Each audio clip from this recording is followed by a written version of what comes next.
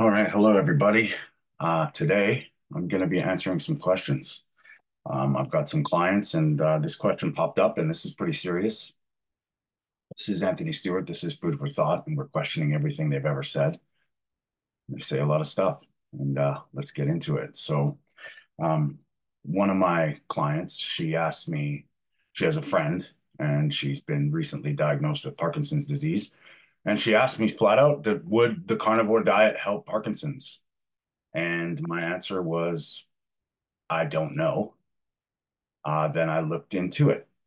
And, what I figured would I do a video about just how my brain works. And let's logically dismantle this and reverse engineer this question and get to maybe some answers. And a lot of you know that I was studying to be a nutritionist. I gave it up because it's a lot of it is flat out wrong. And now that I know a lot of truths, we'll say, it's interesting. So let's get into it. So I'm going to look into, this is my school. I'm not going to mention the school's name, but this is a nutritional pathology textbook. And let's see if we can find a few things that may, help. Let's answer this question. Let's dig into it. So I'm going to give my thoughts. This is my thoughts. These are my opinions. I'm not a doctor. I'm not a scientist, but I do firmly believe that we've been tricked, whether it's been sinister or nefarious, into having a really, really, really bad diets. And there may be a lot of hidden truths and hidden answers with what you're eating. And once again, I'm like going through this. I think it's pretty clear, but we'll see how it goes. So let's look at this. Degenerative disorders, Parkinson's disease. Parkinson's disease is a chronic degenerative disease of the nervous system that produces progressive movement disorders and changes in cognition and mood. So right there, disease of the nervous system. So we keep that in mind. What are nerves? What are neurons? How does it work? Parasympathetic, sympathetic nervous system. How does this all play in? The etiology. The most likely cause, meaning they don't know, of the degeneration is free radical damage to the brain. Okay, so free radical damage to the brain. So we know there's some disruption there, um, especially to the phospholipid that is so vulnerable to oxidation. Phospholipid bilayer on all our cells. If that shows me right there. I mean, you can look into it. I'm doing a workshop on fat for the layman, and all our cells have these phospholipid bilayers that are protecting the cell. What are they made of? That's a little indication. This is especially the case when the liver is unable to filter toxic substances and inactivate free radicals due to some genetic predisposition or weakness, or is overloaded from a poor diet and dysbiosis. Two more clues right there. The liver is unable to filter toxic substances and activate free radicals. So liver function, liver health comes into play. How's your liver doing? Um, and it's overloaded from a poor diet. Now that's the argument. What is a poor diet? And dysbiosis. So there's the gut bacterial aspect of this now. The vagus nerve comes into play. The vagus nerve connecting your brain to your gut, nervous system, liver controlling your metabolism. So it would, to me, this would be a question of function. And damaged brain tissue then becomes infiltrated with lipofuscin. From what I've told, lipofuscin is this material that builds up. It's not good. Assessing the liver's ability to detoxify may be a useful way to predict high risk individuals. No shit. So the liver, neurons, the nervous system, and the gut brain axis.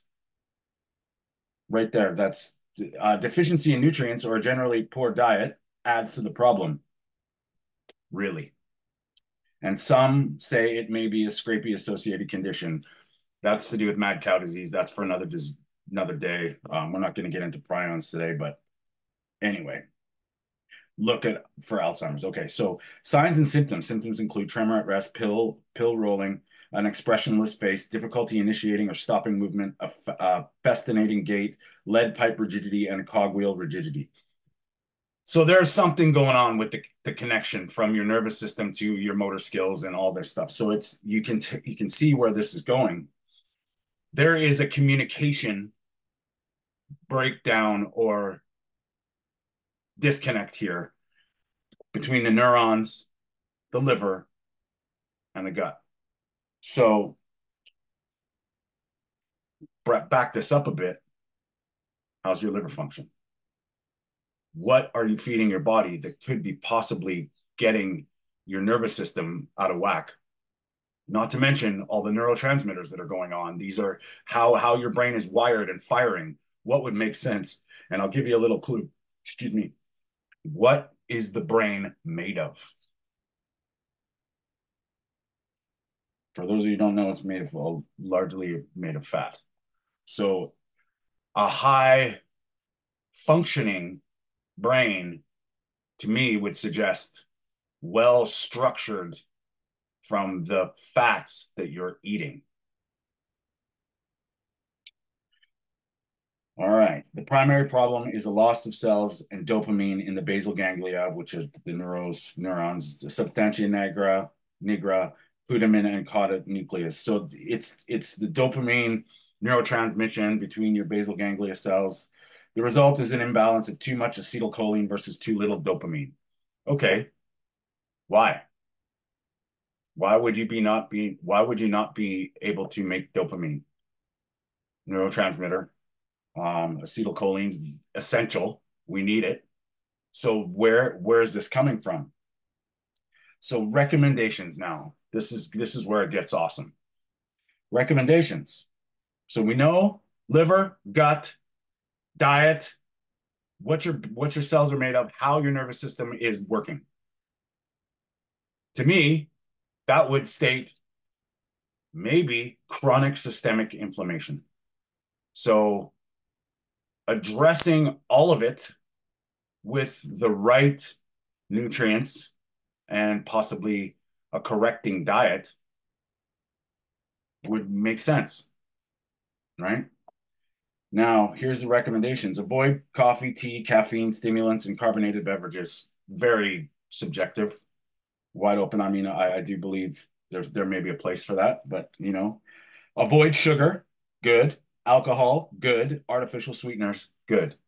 So the second thing is sugar. I would argue that should be the first, but we'll do this. Drink lots of pure water. That's another argument. What is that? How do we get that? Increase fiber intake. Okay. So you've got dysbiosis, possibly caused by a leaky gut and inflammation. Why would you increase something that may be irritating or damaging your gut?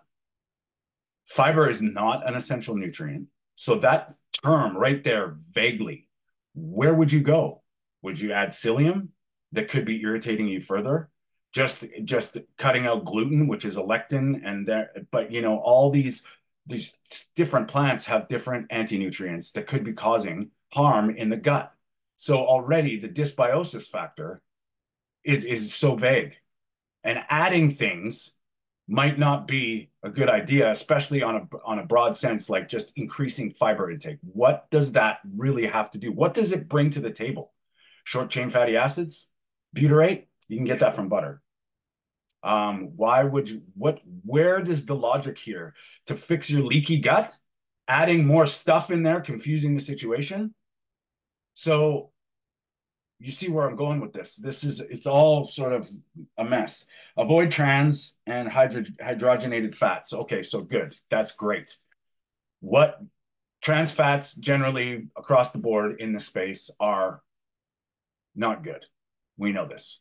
This is true. I have no doubt in my mind. Now, what happens when all these vegetable oils get consumed because you want to lower your cholesterol? Don't bring any nutrition to the table.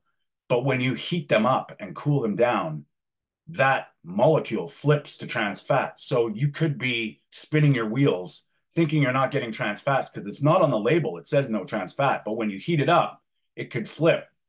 And that's what actually the trans fats, meaning, polyunsaturated fatty acids, are unstable under heat and volatile under heat and light. So right there is a little indication. What's your diet been like? How many vegetable seed oils are you eating? How much processed food? How much sugar?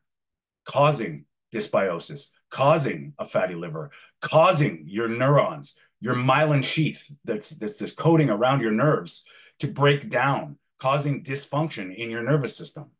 So you see what I'm saying here. So where do we start? What do we do? So let's continue here. Decrease refined and simple carbohydrates. Decrease.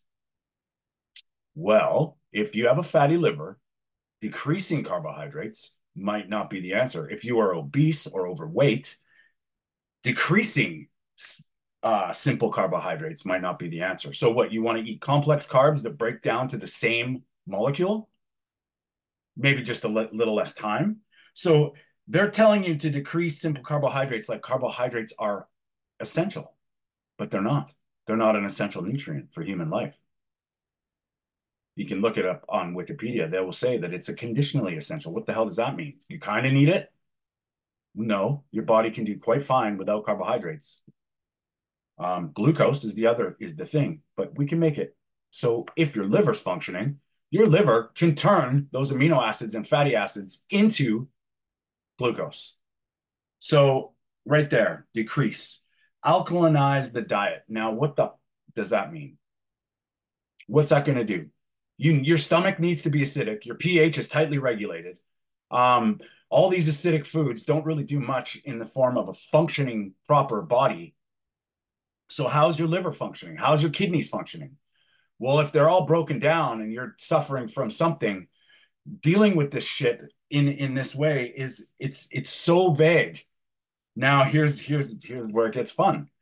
Ensure adequate complete protein. Great advice. Adequate complete protein. So what would that mean? That would mean all 9 essential out of the 20 amino acids you need to have. Essential. You must consume them for your body to do its thing. And the one, like I said in my protein little workshop there, lysine becomes a big deal, which are very small amounts in plant proteins. Leucine, which is very predominant in animal foods, obviously. Well, all of them are. So amino acids can compete with the uptake of some Parkinson's medications at the blood-brain barrier. Last time I checked, medications are not essential. Your body has become diseased or in a state, and now they're prescribing these medications to ease or calm or help with symptoms. That does not mean the requirements for amino acids go down. If anything, because it competes for absorption, you need those essential amino acids more than ever to build the building blocks. This is what we are. Therefore, it is advised to take the medication away from meal times. Okay, I can live with that, but we're looking here. We're pulling the cart before the horse because it makes it sound like the medication is the important thing. When I would argue what we're made of is the important thing. And here we go. Something another vague. Avoid pro-inflammatory foods.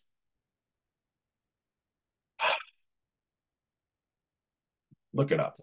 What foods are most inflammatory? And yes, they are mostly refined grains and carbohydrates. Hands down.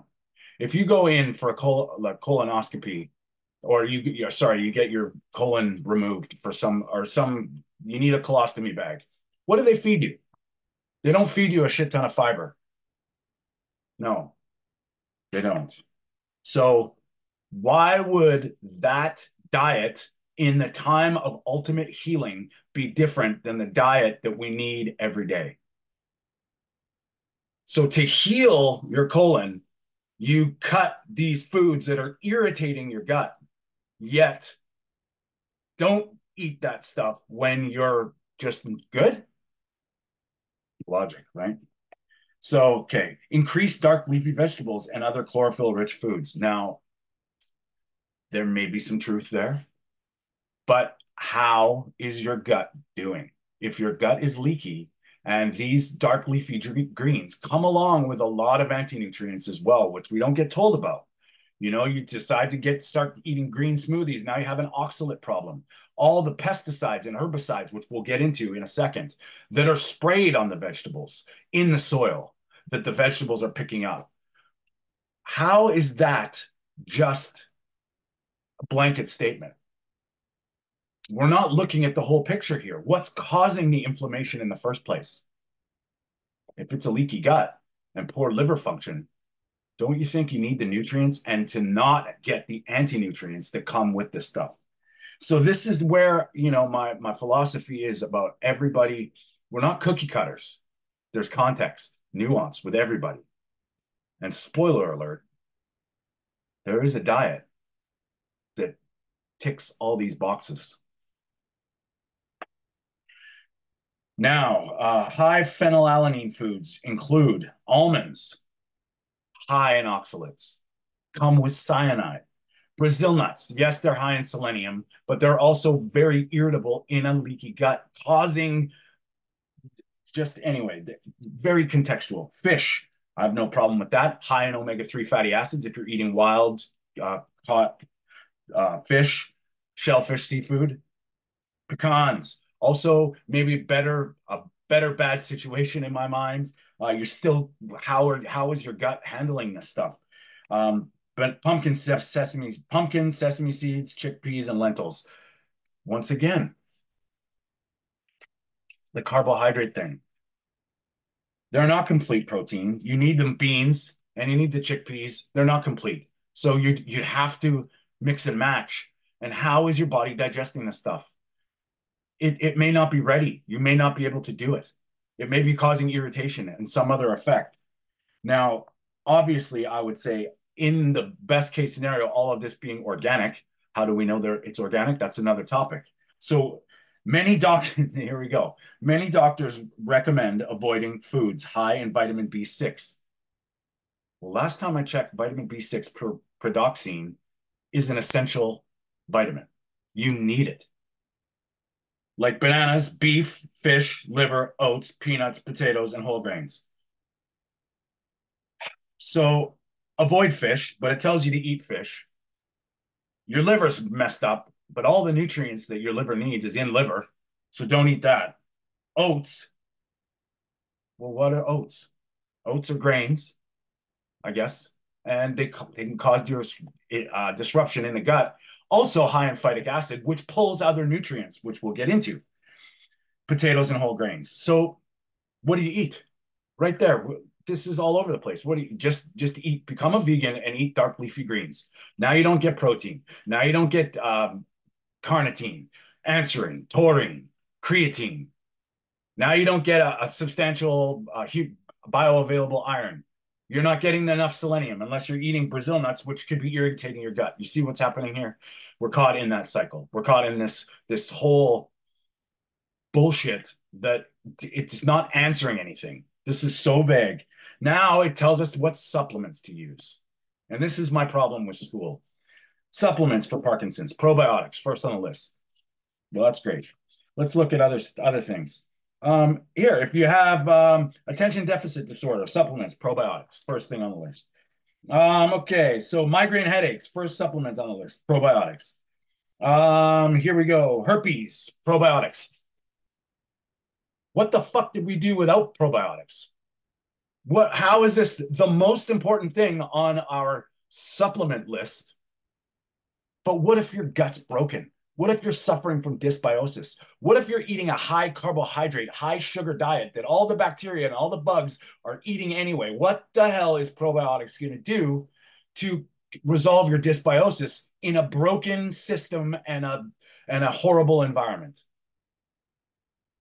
Now, I'm not saying maybe some kefir, some sauerkraut, or some natural foods that bring other nutrients to the table could be beneficial.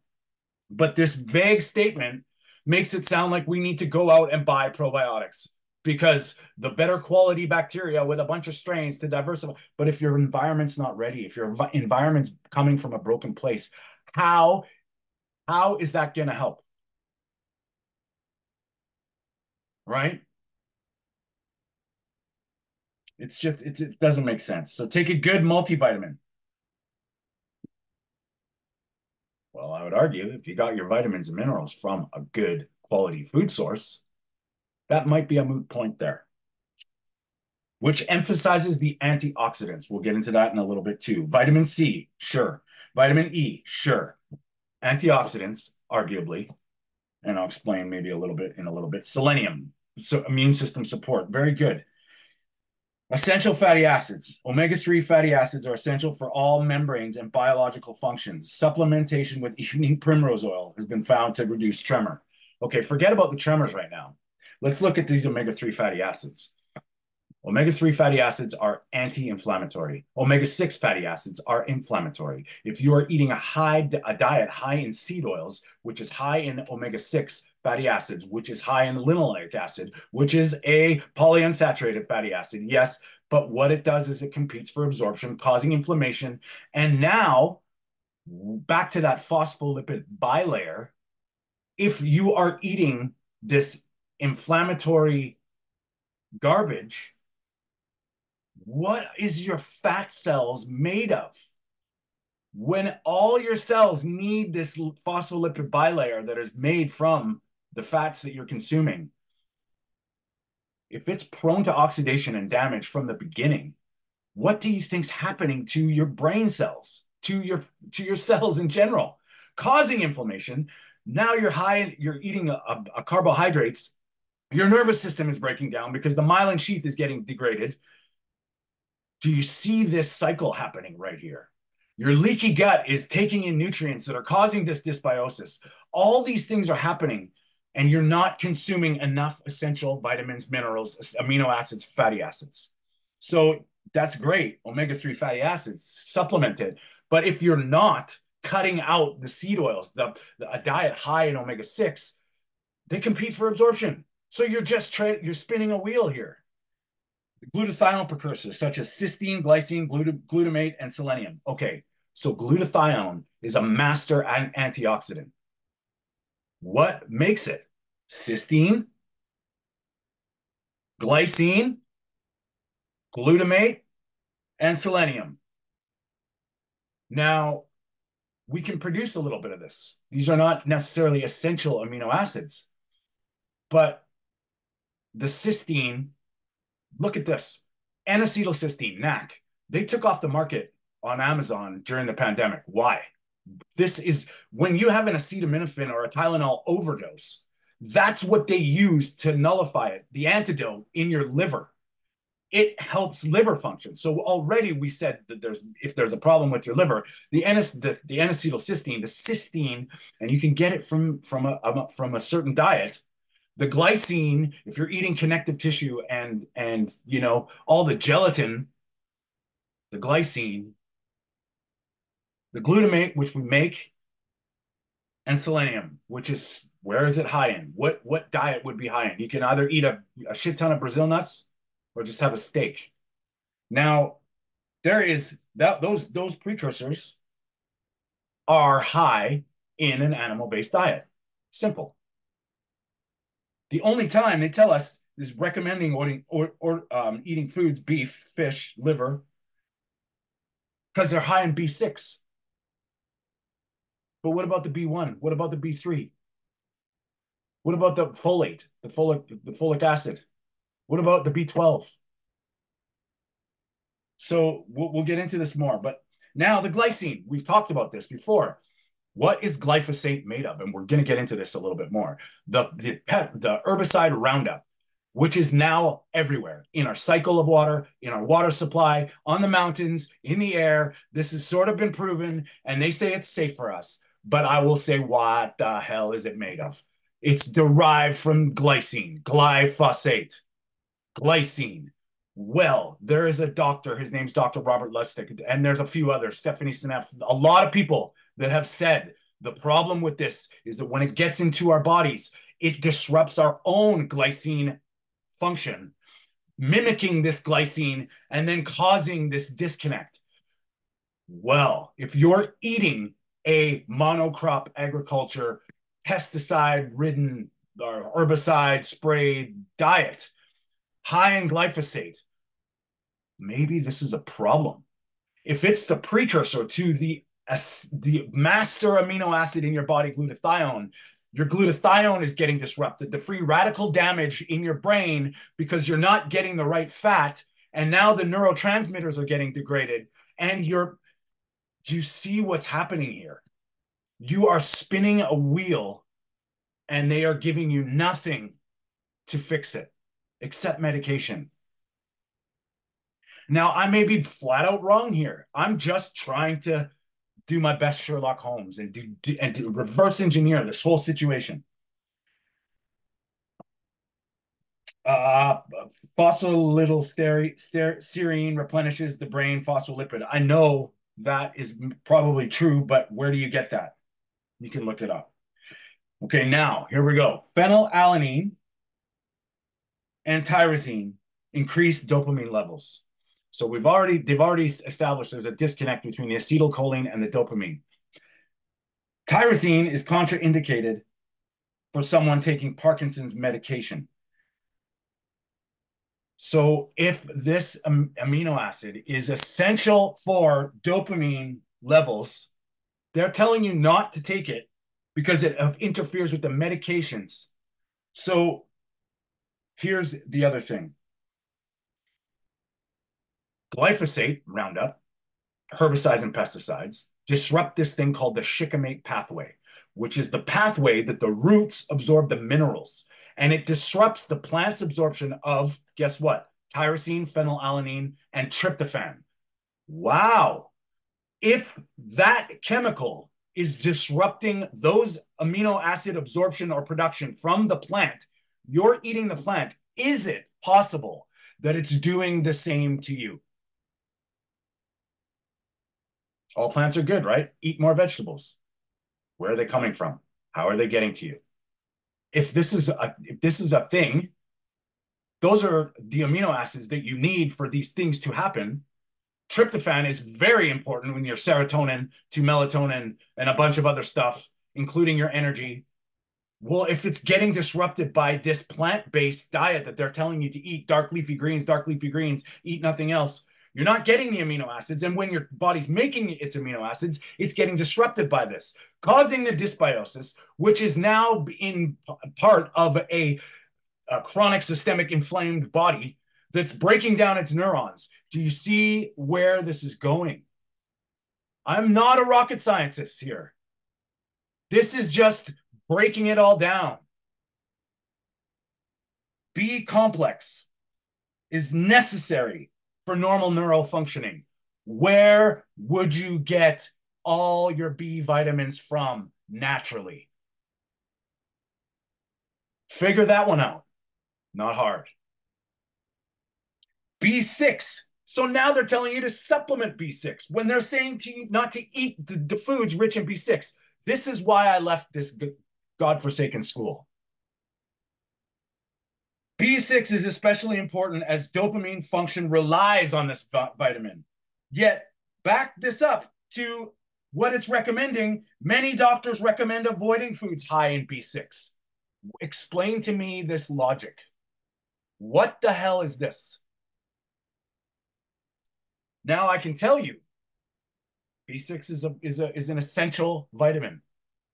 So sure, now it says B6 can interfere with the potency of Parkinson's medication. I would say being insufficient or deficient in B6 could be why those Parkinson's symptoms are acting up. And I don't mean to get charged up here.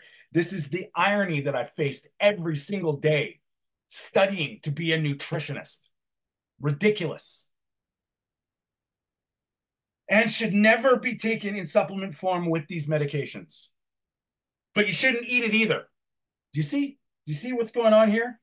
Now, supplement iron stimulates the enzyme involved in converting tyrosine to dopa. So take non-heme iron pills, which needs to be converted to heme iron, the active form of iron in your hemoglobin, in your blood. But don't eat beef. Don't eat liver. Eat a bunch of spinach. The conversion is about 1.2% to 2% of iron to heme iron. You in a body, this is, don't quote me on this. You'd have to eat approximately a kilogram of spinach. You know how heavy spinach weighs? A kilogram of spinach to get your RDA of iron. That's provided that your body's functioning properly. Now you're bringing a whole bunch of messes to the table. You're bringing high oxalates that is absorbing or blocking the calcium production in your body. This is where the logic lies. So Popeye's eating his spinach, marketing, I would suggest something that's high in heme iron, that's easier on your system, that's already broken, that's providing all the essential amino acids to your guts to break the cycle of the leaky gut, tighten up your tight junctions, get them. And you see what this does? It's a mess. Lipoic acid, sure. Where do you find that? And then now it's like, then they tell you to eat octacosanol oil found in wheat germ oil. But it's telling you not to eat grains. And it's telling you not to eat carbohydrates. It's telling, so one part of those carbohydrates, they extract it, and that's better for humans? Doesn't make sense. So now we get into lifestyle and other factors, okay? Lifestyle and other factors. Get ample, regular, good quality sleep. What happens when your sympathetic nervous system is on overdrive? Your hormones aren't communicating with themselves. You've got a leaky gut causing bloating and damage. You think you're going to sleep well? The tryptophan that breaks down to serotonin, which comes into melatonin, which helps your pineal gland create it, you're already messed up. How are you going to sleep better? Thank you for that. Maintain consistent, frequent exercise to tolerance. Include meditative forms of exercise such as yoga, tai chi, or qigong. Sure. But what happens when you can't get out of bed, or you can't move, or you can't think, or you can't stop shaking? Go eat a salad? Consider intravenous glutathione. Okay, once again, what makes glutathione? Cysteine, glycine, glutamate, tyrosine. Maybe eat the food that is going to give you that and stop eating the food that is disrupting the absorption of that. Simple. Or just go get glutathione. Obtain ample, safe exposure to sunlight. Agree. 100%. Avoid exposure to cigarette smoke and other pollutants. Agree. Treat dysbiosis.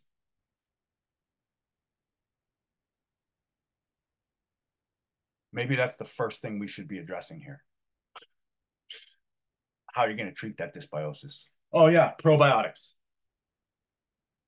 Well, not only is your gut feeding on all the garbage, sugar, crap, processed chemical, it's getting destroyed, bombarded with all this other stuff. Now you're confusing it because you increase your fiber intake. You're adding more bulk to a smaller hole that's getting all disrupted and irritated, causing, whatever, diverticulitis. Do you see what's happening here? Avoid exposure to chemical and pollutants. Good. Cleanse and support the liver. Cleanse and support the liver. If your diet does two things, maybe three things, protects the liver, feeds and nourishes the gut, and provides you with all essential vitamins, minerals, nutrients that your body requires to live, and you don't have to cleanse and support the liver, do you? Just saying. Assess for heavy metal toxicity. Good idea. You know what? At best, maybe some chlorella. Chlorella, detoxifies, pulls heavy metals. It's good for movement. You know what? That I would not be opposed to. This is the problem with our system, our powers that be, our doctors. This shit does not make sense. And you can find this out with 1 hour of digging into this. I don't have all the answers. I've got a pretty good guess. And judging by the way my body is responding to my diet and all the people that I'm helping that are responding to this way of life, of eating, the most important thing is understanding all the damage that your diet is causing in lack of all the nutrients that it needs to just function. And now you want to heal. When you have that equation, not enough essential vitamins, minerals, essential fatty acids, essential amino acids, too much inflammatory, disease-causing anti-nutrients that is just clogging up the system. What do you think you get? What's going to happen? So no, I do not have the answers to this. And yes, if you look online, there is no cure for Parkinson's disease. But no medications cure disease. And I just wanted to bring this to your attention, how lost the system is. And it doesn't make sense to me. Maybe it makes sense to you. Leave a comment below. Let me know what your thoughts are on this.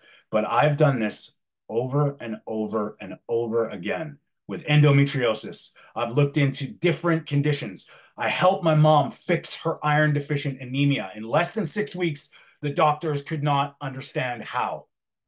A 74-year-old, 3-year-old, whatever it was at the time, could reverse her stricken illness that was causing her to not be able to live her life in 6 weeks by changing her diet. That's it. Focusing on essential vitamins and minerals, high quality protein, complete protein, good quality fat. And they don't understand why.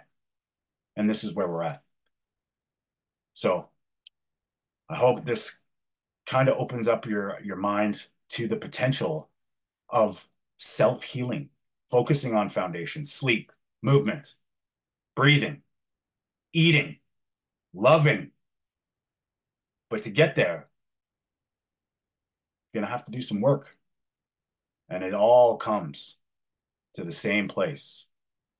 What they're telling us and what they're feeding us is not good for humans. My opinion today. Stay strong.